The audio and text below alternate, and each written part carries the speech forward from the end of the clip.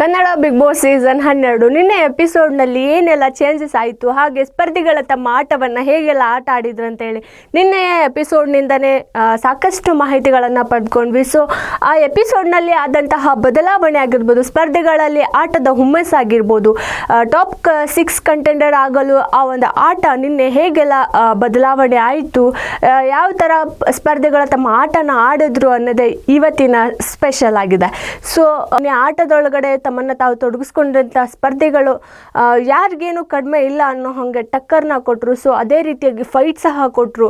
Task master ಅಂತಾನು ಕರೆಸ್ಕೊಂಡಂತಹ ಒಬ್ಬ ರಘು ಅವರು ಆ ಒಂದು ನಿನ್ನೆ ಆಟದಲ್ಲಿ ಎಲ್ಲೋ ಒಂದು ಹೆಜ್ಜೆ ಹಿಂದೆ ಇದ್ರು ಅಂತ ಹೇಳ್ಬೋದು. ಯಾಕಂದರೆ ಧ್ರುವಂತ್ ಮತ್ತು ಅಶ್ವಿನಿ ಅವರು ಆ ಒಂದು ಹಠಕ್ಕೆ ಬಿದ್ದು, ಅಂದರೆ ಟಾಪ್ 6 ಕಂಟೆಂಡರ್ ಆಗಲೇಬೇಕು ಎಂಬ ಒಂದು ಹಠಕ್ಕೆ ಬಿದ್ದು ನಿನ್ನೆಯ ಟಾಸ್ಕನ್ನು ಇಬ್ಬರು ವಿನ್ ಆದರು.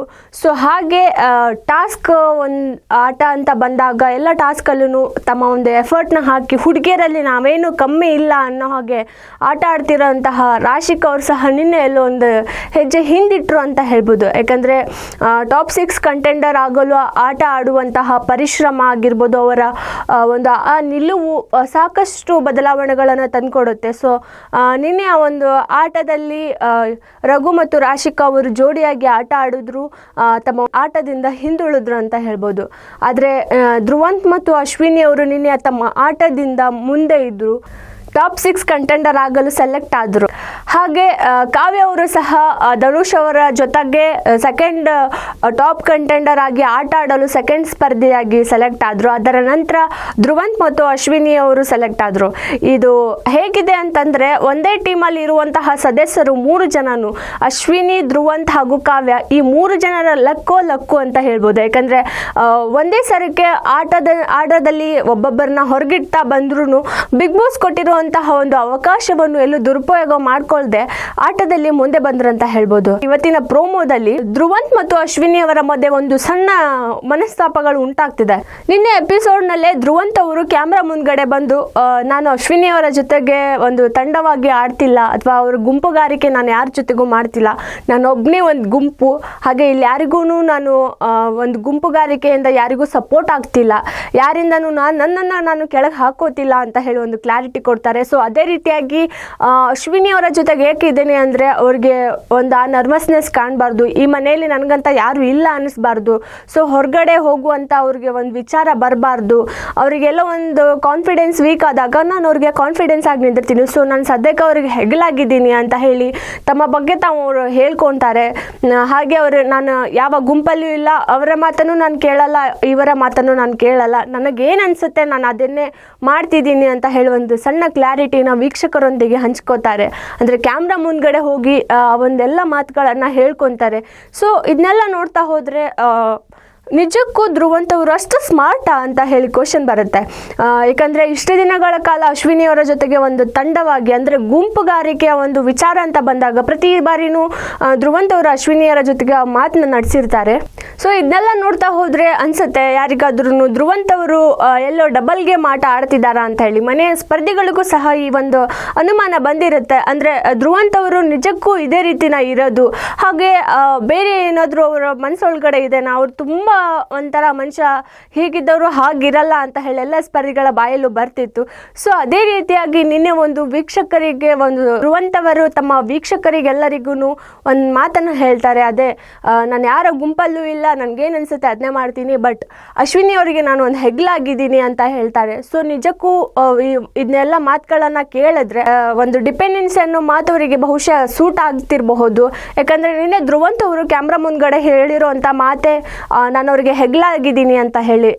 ಈ ಒಂದೆಲ್ಲ ಮಾತನ್ನ ಕೇಳಿಸ್ಕೊಂಡ್ರೆ ಅಶ್ವಿನಿ ಅವರಿಗೆ ಯಾರಾದರೂ ಒಬ್ಬರು ಬೇಕು ಅನಿಸುತ್ತೆ.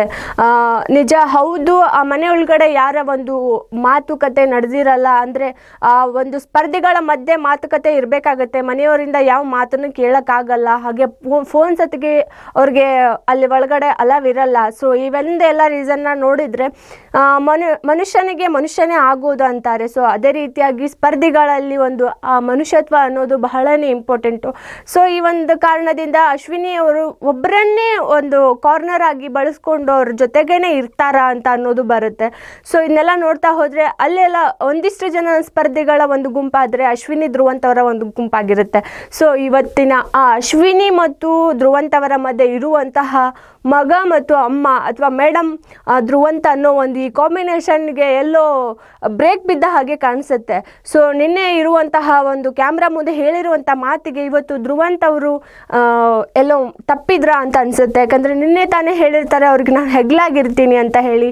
ಇವತ್ತಿನ ಒಂದು ಪ್ರೋಮೋದಲ್ಲಿ ನೋಡೋದಾದರೆ ಅವರು ಅಶ್ವಿನಿ ಅವರ ಜೊತೆಗೆ ಎಷ್ಟಂತ ನಾನು ನಿಮ್ಮನ್ನು ತಡ್ಕೋಬೇಕು, ಪ್ರತಿ ಬಾರಿನೂ ನಿಮ್ಮ ಮಾತಿಗೆ ನಾನು ಎಸ್ ಅನ್ನೋಕ್ಕಾಗಲ್ಲ, ಕೆಲವೊಂದು ಟೈಮ್ ನನ್ನ ಒಪಿನಿಯನ್ಸು ಇರುತ್ತೆ ಅಂತ ಹೇಳಿ ಒಂದು ಸಣ್ಣದಾಗಿ ಒಂದು ಕಿರಿಕ್ನ ತಗೊಂಡಿದ್ದಾರೆ.